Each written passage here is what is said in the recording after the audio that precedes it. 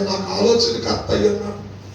నాకు ఆలోచనకర్త అయిన యెహోవా నేను స్తుతిస్తున్నాను గనక ఆయన పగలంతా నేను ఆయన స్తుతిస్తున్నాను.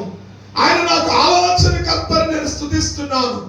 నాకు ఆలోచన నేర్పించువాడని ఆయన నేను గణపరుస్తూ ఉన్నాను.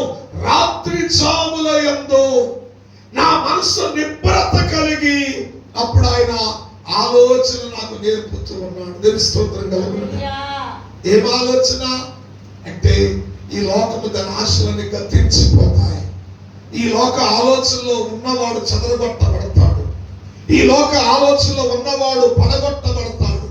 ఈ లోక ఆలోచనలో ఉన్నవాడు ఎడవబడేవాడిగా మార్చబడతాడు.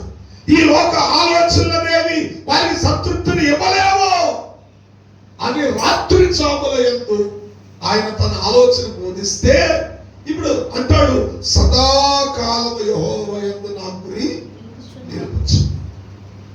సదాకాలమందు యెహోవా యందు నా గురి నిలిపాను గనక ఆయన ఎక్కడున్నాడు? నా కుడి పార్శ్వమున వచ్చేసి. ఇంకే పరిస్థితుల్లో నువ్వు భయపడాల్సిన పని లేదు. దేవుడు నీ కుడి పార్శ్వమందు ఉన్నాడు. ఆయన కుడి పార్శ్వమందు నిలిచి ఉన్నాడు కనుక ఆయన పరమనందున్న దేవుని సన్నిధి నీ కుడి పార్శ్వమునందు నిలిచి ఉన్నది కనుక పరిస్థితులు నిన్ను